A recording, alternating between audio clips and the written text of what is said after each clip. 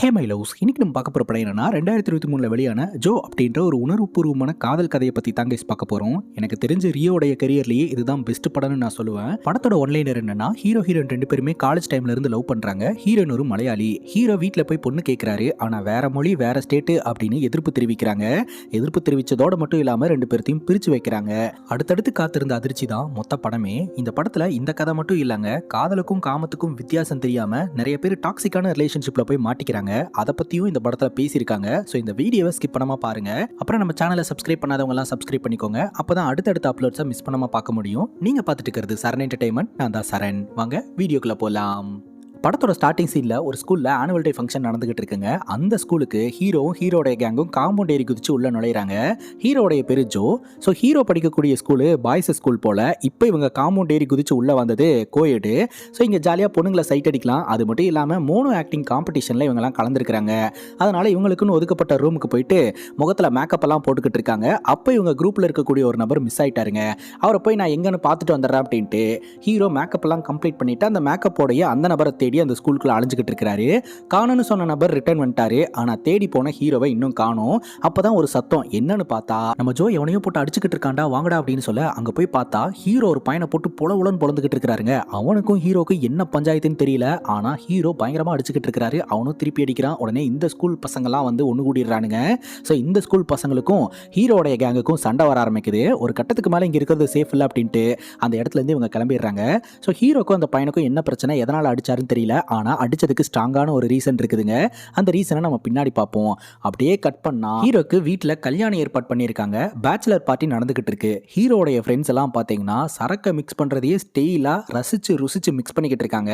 So ஹாப்பியா இவங்க bachelor party கொண்டாடிட்டு இருக்கும்போது அந்த இடத்துக்கு ஹீரோ கல்யாணம் பண்ணிக்க போற பொண்ணோடைய தங்கச்சி வந்திருக்காங்க. அந்த பொண்ணு ஹீரோ கிட்ட ஏதோ ஒரு விஷயத்தை பத்தி பேசணும் அப்படின்ற மாதிரி சொல்றாங்க. ஆனா அந்த பொண்ணே யாருன்னு இவங்களுக்கு தெரியலங்க. அந்த அளவுக்கு இவங்க சரக்கு அடிச்சிருக்காங்க. அதுக்கப்புறம் அந்த பொண்ணு அந்த இடத்துல இருந்து கிளம்ப கொஞ்ச நேரத்திலே ஹீரோக்கு ஒரு ஃபோன் கால் வருது. அட்டன் பண்ணா ஹீரோ கல்யாணம் பண்ணிக்க போற பொண்ணு தான் பேசுறாங்க. அந்த பொண்ணோட பேரு ஸ்ருதி. ஆக்சுவலா அந்த பொண்ணுக்கு இந்த கல்யாணத்துல விருப்பம் இல்லையா. அப்பா வந்து ஃபோர்ஸ் பண்ணதுனால தான் இந்த கல்யாணத்துக்கு நான் ஓகே சொன்னேன். எப்படியாவது இந்த கல்யாணத்தை நிப்பாட்டிருங்க ப்ளீஸ் அப்படின்ற மாதிரி அந்த பொண்ணு கேட்குறா. ஹீரோவும் பார்த்தீங்கன்னா அப்படியே குடிச்சிட்டு ஆட்டோ போட்டுக்கிட்டு இருக்கும்போதே அவருக்கு பழைய ஞாபகங்கள்லாம் வர ஆரம்பிக்குது.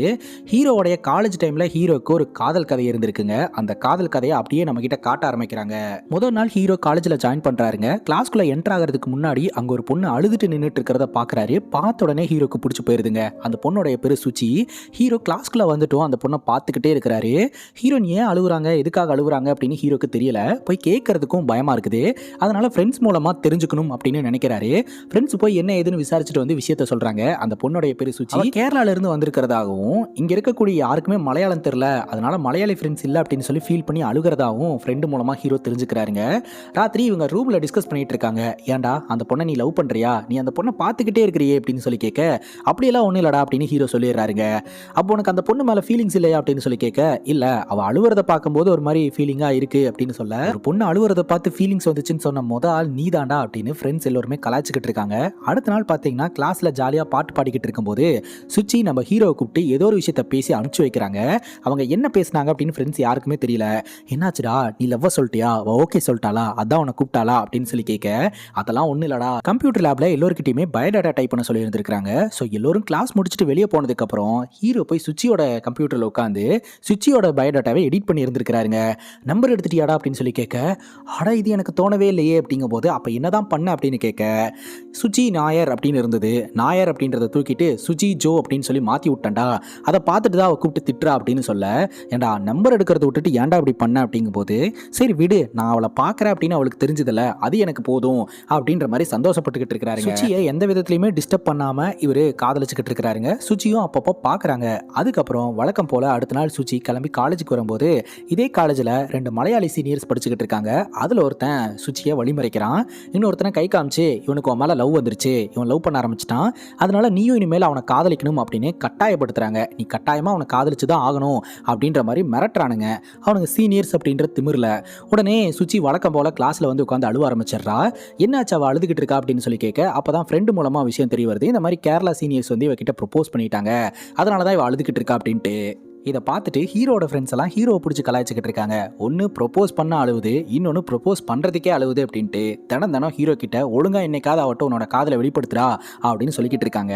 ஹீரோ இன்னைக்கு சொல்கிறேன் நாளைக்கு சொல்கிறேன் அப்படின்னு சொல்லிட்டு பயந்து காதலை சொல்லாமே இருக்கிறாருங்க. போதாத குறைக்கு ஹீரோக்கு காம்படிஷனாக இன்னும் சில பசங்க வேற ஹீரோயினை துரத்தி காதலை வெளிப்படுத்திக்கிட்டு இருக்கானுங்க. அதுக்கப்புறம் ஹீரோ வழக்கம் போல கிளாஸ் அட்டன் பண்ணுறதுக்காக போகிறாரு. லேப் கோட் இல்லை அப்படின்னு சார் வெளியே அனுப்பிச்சிடுறாரு.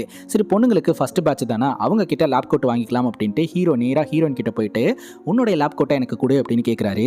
ஆனால் ஹீரோயின் பார்த்துக்கிட்டே இருக்காங்க, கொடுக்கல. அப்போது ஹீரோனுடைய ஃப்ரெண்டு அவங்களுடைய லேப் கோட்டை கொடுக்க அதை வாங்கி ஃப்ரெண்டு கிட்ட கொடுத்துட்றாரு.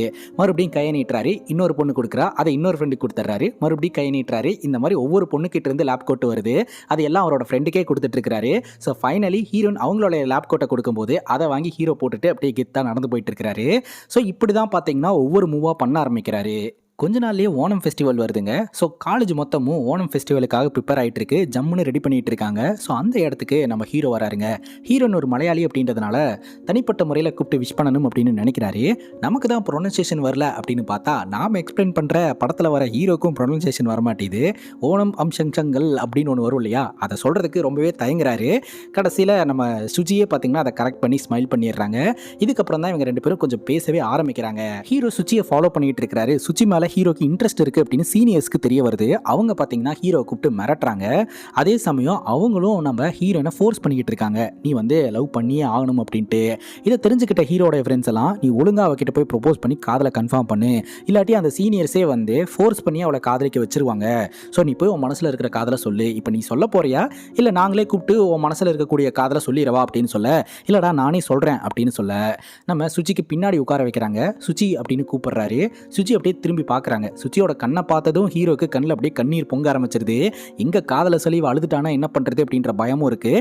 காதலை சொல்கிறதுக்கும் இவருக்கு பயம் இருக்குது. ஒரு கட்டத்துக்கு மேலே நான் உன்னை லவ் பண்ணுறேன் அப்படின்ற மாதிரி சொல்லிடுறாரு. ஸோ ஹீரோன் எதுவுமே சொல்லலை, அமைதியாக இருக்காங்க. அதுக்கப்புறம் வாஷ்ரூமுக்கு போயிட்டு ஹீரோ புலம்பிக்கிட்டு இருக்கிறாரு. ஹீரோடைய ஃப்ரெண்ட்ஸ்லாம் என்னடா ஆச்சு அப்படின்னு சொல்லி கேட்க, ஏன்டா இந்த மாதிரி பண்ண சொன்னீங்க, அவளுக்கு என் மேலே இருந்த கொஞ்சம் மரியாதையும் போயிருக்கும் அப்படிங்கும்போது அதெல்லாம் ஒன்றும் இல்லை, சரி ப்ரொப்போஸ் பண்ணியே எஸ் ஆர் நோ ரெண்டில் ஏதோ ஒன்று சொல்லு அப்படின்னு கேட்டிருக்கலாம்ல அப்படிங்கும்போது அட போங்கடா அப்படின்னு சொல்லி ஹீரோ சண்டை போட்டுக்கிட்டு இருக்காருங்க. அதுக்கப்புறம் வழக்கம் போல் கிளாஸுக்கு வராரு. ஸோ ஹீரோவும் பார்த்துக்கிறாங்க, பட் பெருசாக எதுவும் பேசிக்கவே இல்லை. அப்புறம் காலேஜுக்குள்ளே என்டர் ஆகிட்டு இருக்கும்போது ஹீரோடைய ஃப்ரெண்டை வச்சு கேட்குறாங்க, இந்த மாதிரி இவன் ப்ரொப்போஸ் பண்ணானே அதுக்கு என்ன பதில்னு அவன் சொல்லவே இல்லை, என்ன பதில்னு சொன்னால் நல்லாயிருக்கும் அப்படிங்கும்போது ஹீரோனுடைய ஃப்ரெண்டு சொல்கிறாங்க எல்லாம் அவளுக்கு ஓகேவாமா அப்படின்ட்டு. ஸோ ஹீரோக்கு ரொம்ப சந்தோஷமாக இருக்குது. உடனே ஃப்ரெண்ட்ஸ் எல்லோருமே ஹீரோவை தூக்கி வச்சு கொண்டாடிட்டு இருக்காங்க. எல்லோருக்கும் நோ சொன்ன ஹீரோக்கு ஓகே சொல்லிட்டாங்க. ஸோ ஹீரோ கிட்ட அவங்க கம்ஃபர்டபுளாக ஃபீல் பண்ணியிருக்காங்க அப்படின்றது அதிலிருந்தே தெரியுது. அதுக்கப்புறம் பஸ் ஸ்டாப்பில் வச்சு ஹீரோயின் கிட்ட போய் பேசு அப்படின்ற மாதிரி எல்லோரும் கோத்து விட்றாங்க. ஏன்னா ஹீரோயின் ஊருக்கு போகிறாங்க. அப்போ பார்த்தீங்கன்னா ஹீரோ கிட்ட போகிறாரு, ஆனால் அவருக்கு பேசவே வரமாட்டேது. அப்போ ஹீரோடைய ஃப்ரெண்டு ஃபோனை போட்டு நீங்கள் ரெண்டு பேரும் பார்க்குறதுக்கு நல்லா இருக்கீங்களா, ஒன்றா நில்லுங்க நான் ஒரு ஃபோட்டோ எடுத்துக்கிறேன் அப்படின்னு சொல்ல ஹீரோவும் கொஞ்சம் கிட்ட போய் நிற்கிறாரு. ஹீரோடைய ஃப்ரெண்டு ஃபோட்டோ எடுத்து வச்சுக்கிறாருங்க. அதுக்கப்புறம் ஹீரோயின் கிட்ட பேச்சு கொடுக்கறதுக்கு முயற்சி பண்ணிக்கிட்டு இருக்கிறாரு. ரொம்பவே நர்வஸ் ஆகுது. கொஞ்ச நேரத்திலேயே பஸ் வந்துடுது. ஹீரோனும் பார்த்தீங்கன்னா பஸ்ஸில் போய் உட்காந்துக்கிறாங்க.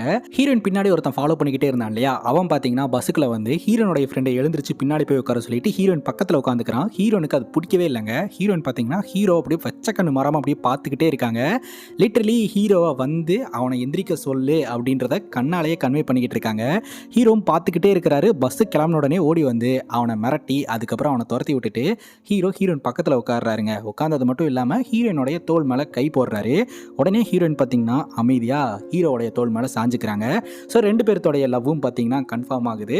அண்ட் அதுக்கப்புறம் ரெண்டு பேரும் பேசி பழகி அதுக்கப்புறம் ஹாப்பியாக லவ் பண்ண ஆரம்பிக்கிறாங்க. ஜாலியாக உங்களுடைய லவ் ஸ்டோரி போயிட்டு இருக்குங்க. ஒரு நாள் இவங்க ரெண்டு பேரும் பஸ்ஸில் ட்ராவல் பண்ணிட்டு இருக்கும்போது ஹீரோ கிட்டவா அப்படின்ற மாதிரி கூப்பிடுறாரு. ஹீரோயின் நீ எதுக்கு பிளான் பண்ணுறேன்னு எனக்கு தெரியும், அதெல்லாம் நடக்காது அப்படின்ற மாதிரி சொல்கிறாங்க. எதுக்கு பிளான் பண்ணுறேன் அப்படின்னு கேட்க, நீ முத்தம் கொடுக்க தானே ட்ரை பண்ணுற அப்படிங்கும்போது அது இல்லை, இவ்வளோ க்ளோஸாக நான் எந்த பொண்ணு கூடயுமே இருந்ததில்லை, ஸோ அதைத்தான் நான் கிட்ட சொல்லணும்னு நினச்சேன் அப்படிங்கும்போது ஹீரோனும் அப்படியே ஃபீல் ஆயிடுறாங்க. ரெண்டு பேரும் கிஸ் பண்ணிக்கிறாங்க. ஸோ இவங்க ரெண்டு பேர்த்தோட லவ்வும் அடுத்த கட்டத்துக்கும் போதுங்க. ஆனால் ரூமில் இருக்கும்போது ஹீரோ என்ன பண்ணுறாருன்னா அப்படியே பேச்சு வாக்கில் இந்த மாதிரி இன்னைக்கு என்ன நடந்தது தெரியுமா, பஸ்ஸில் பேசிக்கிட்டு இருக்கும்போதே முத்தம் கொடுத்துட்டா அப்படின்னு சொல்லி சொல்லிடுறாரு. ஸோ இதை பார்த்தீங்கன்னா ஹீரோடைய ஃப்ரெண்டு போதையில் அவரோட கேர்ள் ஃப்ரெண்டு கிட்ட சொல்ல, அவரோட கேர்ள் ஃப்ரெண்டு அங்கே இருக்கக்கூடிய எல்லாருக்கிட்டையுமே சொல்லி எல்லாருக்குமே பார்த்தீங்கன்னா இந்த விஷயம் தெரிய வந்துடுதுங்க. உடனே நம்ம ஹீரோயின் பார்த்தீங்கன்னா ஹீரோக்கு ஃபோனை போட்டு கண்டபடி கத்த ஆரம்பிக்கிறாங்க. இப்படி தான் நீ எல்லாருக்கிட்டையுமே நம்ம ரெண்டு பேருக்கு நடுவில் இருக்கக்கூடிய ப்ரைவேட் மேட்டர்லாம் சொல்லிட்டு இருப்பியா, நமக்குன்னு ஒரு ப்ரைவசி வேண்டாமா அப்படின்ற மாதிரி பிடிச்சி திட்டி விட்டுறாங்க. அதுக்கப்புறம் 2 பேர்த்துக்குள்ள சண்டை வர ஆரம்பிக்குதுங்க. ஸோ அந்த சண்டையும் அடுத்த கட்டத்துக்கு போகுது. எவ்வளோ பெரிய சண்டை வந்தாலும் சாரி கேட்ட உடனே 2 பேருமே சமாதானம் ஆயிடுறாங்க. 2 பேரும் சேர்ந்து ஒரு நாள் கோயிலுக்கு போகிறாங்க. அங்கே பாரு அப்படின்னு ஹீரோயின் சொல்கிறாங்க. ஹீரோ திரும்பி பார்த்தா அங்கே கல்யாணம் ஆகணும் அப்படின்னு சொல்லிட்டு யாரோ தாலி கட்டி வச்சுருந்துருக்காங்க. அந்த தாலியை பார்த்ததும் எனக்கு கல்யாணம் பண்ணிக்கணும்னு ஆசையாக இருக்குது, என்னால் வெயிட் பண்ண முடியல, இப்போவே கட்டிடுறியா அப்படின்ற மாதிரி நம்ம ஹீரோ கிட்ட கேட்க ஹீரோ கட்டுற மாதிரி வந்து இல்லை அப்படின்னு சொல்லி அந்த தாலியை கொண்டு போய் அங்கேயே கட்டி விட்டுறாருங்க. அப்படியே கட் பண்ணால் ப்ரெசன்ட் சுச்சுவேஷனில் ஹீரோக்கு ஸ்ருதி அப்படின்ற ஒரு பொண்ணு கூட திருமணம் நடக்குது. ஸ்ருதி ராத்திரியே ஃபோன் பண்ணி எனக்கு இந்த கல்யாணத்தில் இன்ட்ரெஸ்ட் கிடையாது, எங்கள் அப்பா ஃபோர்ஸ் பண்ணதுனால தான் நான் அக்செப்ட் பண்ணிக்கிட்டேன், எப்படியா இந்த கல்யாணத்தை நிப்பாட்டிருங்க அப்படின்னு சொல்லியிருந்தாங்க இல்லையா. ஆனால் ஹீரோ அதெல்லாம் காதலியே போட்டுக்கவே இல்லைங்க. ஸ்ருதியோட கழுத்தில் தாலியை கட்டிடுறாரு. அங்கே கட் பண்ணால் மறுபடியும் இந்த கதை பாஸ்ட்டுக்கு போகுது. ஸோ காலேஜ் முடிகிற தருணம் ஹீரோயின் பார்த்தீங்கன்னா ஹீரோக்காக காத்துக்கிட்டு இருக்காங்க. ஹீரோ லேட்டாக தான் அந்த இடத்துக்கு வராரு. அதனால் ஹீரோயின் வந்து கோச்சுக்கிறாங்க.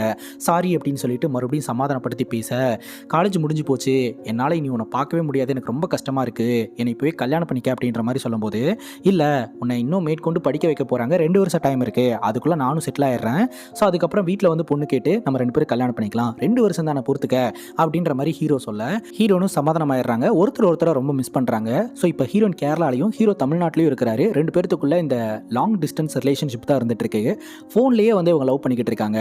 ஸோ இந்த லாங் டிஸ்டன்ஸ் ரிலேஷன்ஷிப் காரணமாக 2 பேர்த்துக்குள்ளே ஓயாமல் சண்டைங்க, தொட்டதுக்கெல்லாம் சண்டைங்க, ஃபோன் எடுக்கலான்னா சண்டை, மெசேஜ் பண்ணலான்னா சண்டை, ஃபோனை டக்குன்னு எடுத்தாலும் சண்டை, ஸோ எல்லாத்துக்கும் சண்டை போட்டுக்கிட்டு இருக்காங்க. ஹீரோயின் சொல்லிடுறாங்க செட் ஆகாது, பிரேக்கப் பண்ணிக்கலாம் அப்படின்னு. 2 பேரும் ஃபைனலாக ஒரு வாட்டி மீட் பண்ணுறதுக்காக வராங்க. ஸோ 2 பேரும் ஒருத்தரை பார்த்த உடனே பார்த்தீங்கன்னா மனசில் இருக்கக்கூடிய அந்த சண்டை, கோவம் எல்லாமே கரைஞ்சு போயிருதுங்க. 2 பேரும் ஹக் பண்ணிக்கிறாங்க. ஒரு இடத்துல உட்காந்து பேசுகிறாங்க எதனால் சண்டை வருது அப்படின்ட்டு. அந்த சண்டையே பார்த்தீங்கன்னா இவங்க 2 பேர்த்துக்கும் குழந்தை பிறந்ததுக்கப்புறம் எந்த கோயிலில் மொட்டை அடிக்கலாம், என்ன பேர் வைக்கலாம், யார் வீட்டு சைடில் வந்து இந்த ஃபங்க்ஷன்லாம் நடத்தலாம் அப்படின்னு சம்மந்தமே இல்லாமலாம் சண்டை போட்டு வச்சுருந்துருக்காங்க.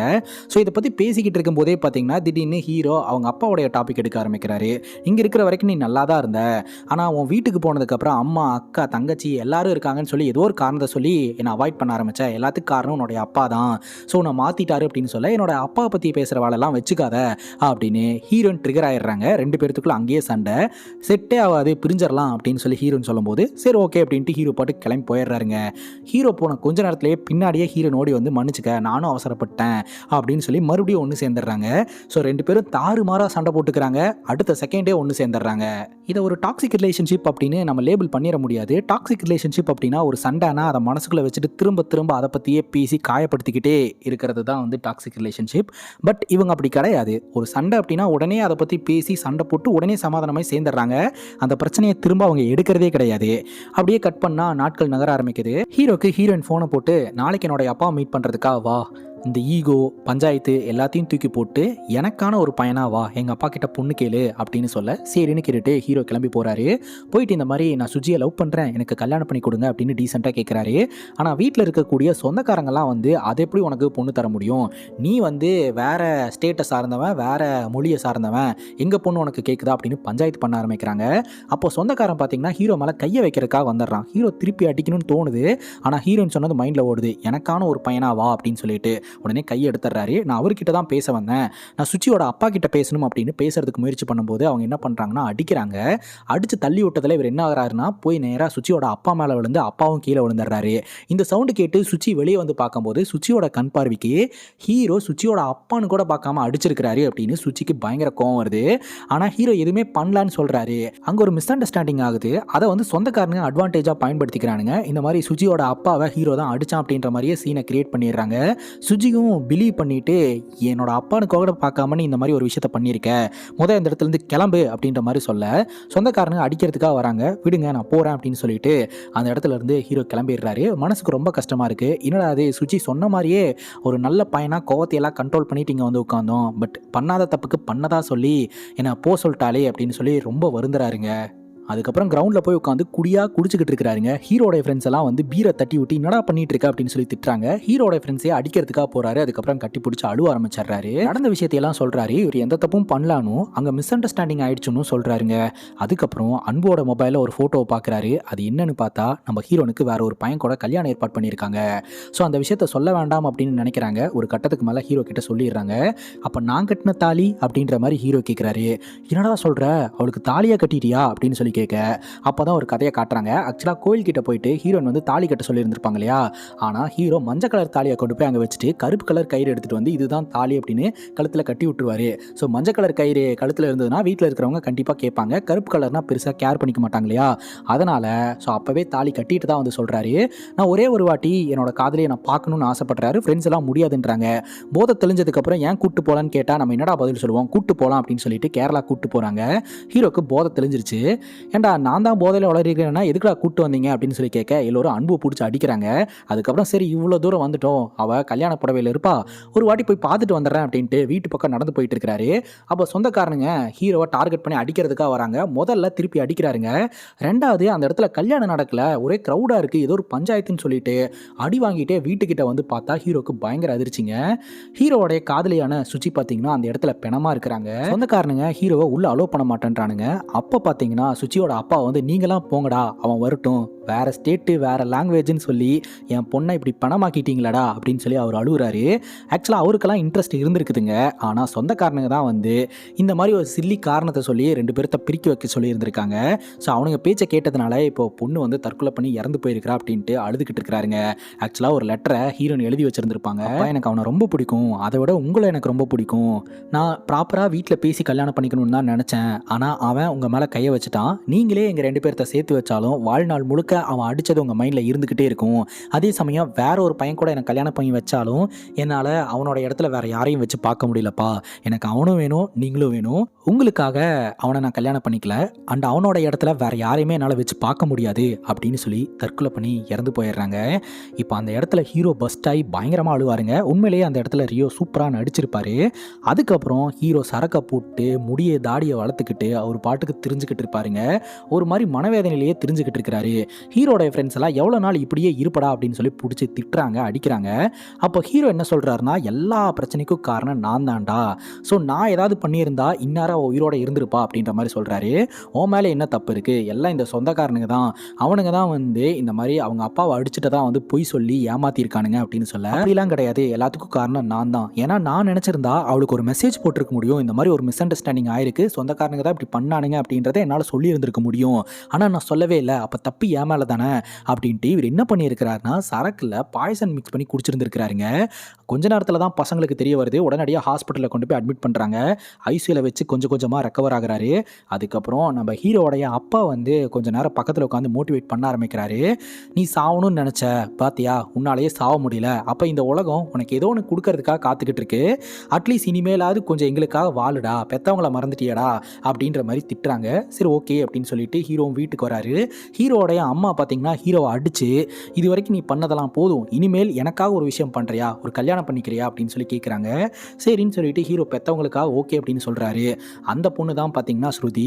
ஹீரோடைய அப்பாவுக்கு தெரிஞ்சவர் அப்படின்ற முறையில் ஸ்ருதியை ஹீரோக்கு கல்யாணம் பண்ணி வைக்கிறாங்க. பட் ஸ்ருதிக்கு இந்த கல்யாணத்தில் விருப்பமே கிடையாதுங்க. நேற்று ராத்திரி அந்த பொண்ணு ஹீரோக்கு ஃபோனை போட்டு தெளிவாக சொல்லியிருக்கேன் எனக்கு கல்யாணத்தில் விருப்பம் இல்லைன்ட்டு. ஆனால் ஹீரோ கொஞ்சம் கூட கூச்ச நாச்சமே இல்லாமல் அந்த பொண்ணு கழுத்தில் தாலியை கட்டி வச்சிருக்கிறாரு. ஃபோட்டோக்கு வேற போஸ்ட் கொடுக்குறாருங்க. ஸ்ருதியோட முகத்தில் கொஞ்சம் கூட சந்தோஷம் இல்லைங்க. ஒரு மாதிரி டென்ஷனாகவே நின்றுட்டு இருக்கிறாங்க. ஃபோட்டோகிராஃபர் சத்த சிரியமா அப்படின்னு சொன்னால் கூட கேட்க மாட்டேன்றாங்க. சரி அப்படியே எடுத்து விடுங்க அப்படின்னு சொல்லிட்டு ஹீரோ வீட்டில் நின்று யோசனை பண்ணிட்டு இருக்கிறாரு. இவளுக்கு என்னாச்சு, இவ ஏன் இந்த மாதிரி பிஹேவ் பண்ணிட்டு இருக்கா அப்படின்னு ஃப்ரெண்ட்ஸ் கிட்ட பேசும்போது தாங்க விஷயம் தெரிய வருது. நேற்று ராத்திரி ஸ்ருதி கால் பண்ணியிருந்திருக்காங்க. நம்ம அன்பு தான் ஃபோனை அட்டன் பண்ணியிருந்திருக்கிறாரு. அப்போ ஸ்ருதி எல்லா விஷயத்தையுமே சொல்லி இருந்திருக்கிறாங்க. பட் அதெல்லாம் எதுவுமே கேட்காம ஃபோனை கட் பண்ணி விட்டாரு. ஆக்சுவலாக நம்ம ஸ்ருதி வந்து ஹீரோ கிட்ட பேசிட்டு தான் வந்து அவங்க நினச்சிக்கிட்டு இருக்காங்க. பட் ஹீரோக்கு இந்த விஷயமே தெரியாதுங்க. ஏன்னா ஒரு போதையில் ஆட்டம் போட்டுக்கிட்டு இருந்திருக்காரு. சரி இந்த விஷயத்தை பற்றி கன்வே பண்ணிடலாம் அப்படின்ட்டு நேராக ஃபர்ஸ்ட் நைட் ரூம்குள்ள போகிறாரு. அப்போ பார்த்தீங்கன்னா ஸ்ருதி வந்து ஹீரோவை பேசவே விடாமல் கண்டபடி திட்டி விட்டுறாங்க. உனக்கெல்லாம் வெக்கமான சூடு சொரணை எதுவுமே இல்லை அப்படின்ட்டு ரொம்ப மனசுடைஞ்சு போய் ஹீரோ வெளியே வராரு. ஃப்ரெண்டு ஃபோன் பண்ணி என்னடா ஆச்சு அப்படின்னு சொல்லி கேட்க, அவள் பேசவே விடலடா அப்படின்னு சொல்ல, பேசவே விடலையா அந்த அளவுக்கு அப்படின்னு கேட்கும்போது, டே அந்த அளவுக்கு அவள் திட்டுறாடா அப்படின்ற மாதிரி ஹீரோ சொல்கிறாரு. சரி டைம் கொடு அப்படின்னு சொல்லி ஃப்ரெண்ட்ஸ் சொல்கிறாங்க. ஹீரோவும் டைம் எடுத்துக்கிறாரு. அப்படியே வெளியே போய் சரக்கை போட்டு ஊரை சுற்றிட்டு அப்படியே போயிட்டு இருக்குங்க இவரோட வாழ்க்கை.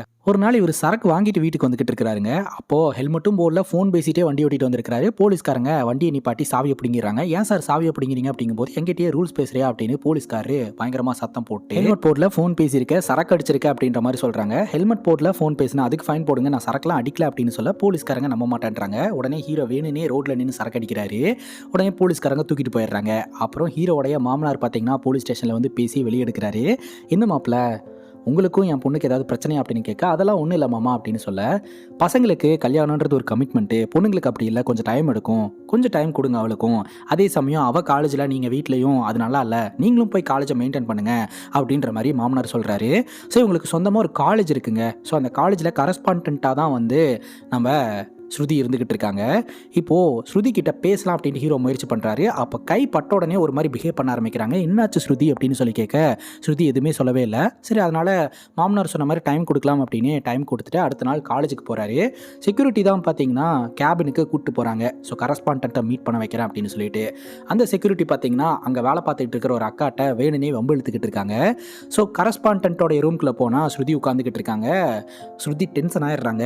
உடனே ஸ்ருதியோட அப்பா வந்து இனிமேல் இவரும் இந்த காலேஜை பார்த்துப்பாரு அப்படின்னு சொல்லிட்டு அங்கே இருக்கக்கூடிய அசிஸ்டன்ட் கிட்டலாம் இன்ட்ரோ பண்ணி வச்சுட்டு வெளியே வந்து அந்த அக்கா கிட்ட, அக்கா நான் குப்பை போடல, இந்த செக்யூரிட்டி தான் அப்படிங்கும்போது, உங்களை எதுவும் சொல்ல தம்பி, அவரை தான் நான் சொன்னேன் அப்படின்ற மாதிரி அந்த அக்கா சொல்கிறாங்க. ஹீரோ அப்படியே அந்த காலேஜை சுற்றி பார்த்துக்கிட்டு இருக்கும்போது ஹீரோக்கு பழைய ஞாபகங்கள்லாம் வர ஆரம்பிக்குது. தன்னுடைய ஃப்ரெண்ட்ஸ் கூட ஜாலியாக சுற்றினதும் அந்த நம்ம சுச்சி அங்கே உட்காந்துக்கிட்டு இருக்கிற மாதிரியே தெரியுது. அந்த இடத்துக்கு போய் பார்த்தா சுச்சியை காணோம். உடனே ஃப்ரெண்டுக்கு ஃபோனை போட்டு, எனக்கு சுச்சி நினப்பாவே இருக்குடா அப்படின்னு சொல்ல, இங்கே பாரு ஜோ, நான் சொல்கிறத நல்லா மைண்டில் ஏற்றிக்க. சுச்சியை நீ எங்கே தேடினாலும் அவள் கிடைக்க போகிறது கிடையாது. சுச்சி திரும்ப வரப்போகிறதும் கிடையாது. ஆனால் சுச்சி கிடைப்பா. எங்கே கிடைப்பானா, ஸ்ருதிக்குள்ளே நீ தேடினா சுஜி கிடைப்பா. அதனால் நீ ஸ்ருதியை நல்லபடியாக பார்த்துக்க அப்படின்ற மாதிரி சொல்ல, ஹீரோ அப்படியே காலேஜ் கிட்டே நின்றுட்டு இருக்கிறாரு. நம்ம ஸ்ருதி காரில் போகிறாங்க. அப்போ தான் ஹீரோ முறையாக ஸ்ருதியாக நல்லாவே பார்க்க ஆரம்பிச்சிருந்துருக்கிறாரு. அதுக்கப்புறம் நாளைக்கு மீட்டிங்கில் கலந்துக்கணும் அப்படின்னு சொல்லிட்டு அங்கே போய் உட்கார, ஸோ ஸ்கூல் மாதிரி இந்த காலேஜ் ரன் ஆகிட்டு இருக்கு அப்படின்னு பசங்கள்லாம் பயங்கரமாக கம்ப்ளைண்ட் பண்ணிகிட்டு இருக்காங்க அப்படின்ற மாதிரி ஏகப்பட்ட கம்ப்ளைண்ட்ஸ் வந்திருக்கு. ஆனால் நான் இப்படி தான் நடத்துவேன் அப்படின்ற மாதிரி ஸ்ருதி ரொம்பவே ஸ்ட்ரிக்டாக இருக்காங்க. அவங்களுக்கு ஏதோ ஒரு பஞ்சாயத்து நடந்திருக்கும் போல். ஸோ அதனால் இந்த காலேஜை பசங்களுக்கு தனியாகவும் பொண்ணுங்களுக்கு தனியாகவும் எல்லாத்தையும் பிரித்து வச்சு நடத்திக்கிட்டு இருக்காங்க. இது யாருக்குமே பிடிக்கலங்க. ஸோ இதை பார்த்து சிரிக்க, உடனே வெளியே போ அப்படின்னு ஒரு மெசேஜ் போட்டுறாங்க. ஹீரோ வெளியே வந்துடுறாரு. கூடவே இந்த பிடி மாஸ்டரும் வெளியே வந்துடுறாருங்க. அப்போ தான் ஹீரோ கொஞ்சம் கொஞ்சமாக இங்கே இருக்கிற ஸ்டாஃப் கிட்டலாம் வந்து, ஸ்ருதி எந்த மாதிரி, ஸ்ருதிக்கு ஏதாவது பிரச்சனை இருக்கா, அவங்க ப்ரொஃபஷனலாக எப்படி இருக்காங்க அப்படின்னு சொல்லி கேட்க, எல்லோருமே பார்த்தீங்கன்னா ஸ்ருதியை பற்றி நல்லா சொல்கிறாங்க. அதே சமயம் இவங்க ஏகப்பட்ட ரூல்ஸை போட்டு டார்ச்சர் பண்ணிக்கிட்டு இருக்காங்க. இதனாலேயே யாருக்கும் பிடிக்கிறது கிடையாது.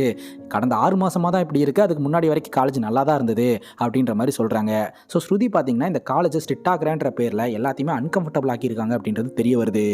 இப்போ ஸ்ருதி வீட்டுக்கு போனதும் அவங்க ஃப்ரெண்டுக்கு ஃபோனை போட்டு ஒரு பையனை பற்றி விசாரணை பண்ணிகிட்டு இருக்காங்க. அவங்க ஃப்ரெண்டும் பார்த்தீங்கன்னா அந்த பையன் எங்கே இருக்கான்ற டீட்டெயிலே கிடைக்கல, உனக்கு தான் கல்யாணம் ஆகிடுச்சுல, நீ மூவ் ஆன் பண்ணிட்டு போ, அவன் கிடைக்க மாட்டான் அப்படின்ற மாதிரி சொல்ல, ஸ்ருதினால் அந்த பையனோடைய ஞாபகத்தை விட்டு வர முடியலைங்க. அப்போ தான் தெரிய வருது ஸ்ருதிக்கு ஒரு பையனை பிடிச்சிருந்துருக்குது. அதனால தான் வந்து நம்ம ஹீரோவை பிடிக்கல அப்படின்ட்டு. அங்கே கட் பண்ணால் ஹீரோ வழக்கம் போல் காலேஜுக்கு போகிறாரு. இந்த செக்யூரிட்டி அந்த அக்காவை பிடிச்சி திட்டிக்கிட்டே இருக்க, ப்ரோ உங்களுக்கு என்ன தான் பிரச்சனை, எப்போ பார்த்தாலும் அந்த அக்காவை திட்டிகிட்டே இருக்கீங்க, பொண்டாட்டி ஏதாவது திட்டாங்களா, அந்த கோவத்தை இங்கே வந்து காட்டுறீங்களா அப்படின்னு சொல்லி கேட்க, அப்போ தாங்க விஷயம் தெரிய வருது. அந்த அக்கா வேறு யாரும் கிடையாது, இந்த செக்யூரிட்டியோட மனைவி தான். ஆக்சுவலாக இவங்களுக்கு ஒரு பையன் இருந்திருக்கிறான். இவர் நைட் டியூட்டி பார்த்துட்டு பகலில் போய் 2 பெக்கை போட்டு தூங்குவாருங்க. வழக்கம் போல் அன்னைக்கும் தூங்கி இருக்கிறாரு. பையனை கொண்டு போய் ஸ்கூலில் விட சொல்லி இருந்திருக்கிறாங்க, ஒய்ஃபுக்கு உடம்பு சரியில்லைன்னு.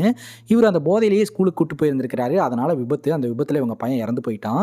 அந்த ஒரு விஷயத்தினால இந்த அக்கா அப்போ இருந்து பேசுகிறதே இல்லைங்க. அதனால் இந்த அக்கா வேலை பார்க்குற இடத்துக்கே செக்யூரிட்டியாக வேலைக்கு ஜாயின் பண்ணியிருக்கிறாரு. அட்லீஸ்ட் திட்டினாலாவது என்கிட்ட பேசுவா அப்படின்னு சொல்லிட்டு தான் தம்பி இந்த மாதிரிலாம் பண்ணிட்டு இருக்கேன் அப்படின்னு ரொம்ப ஃபீல் பண்ணுறாருங்க.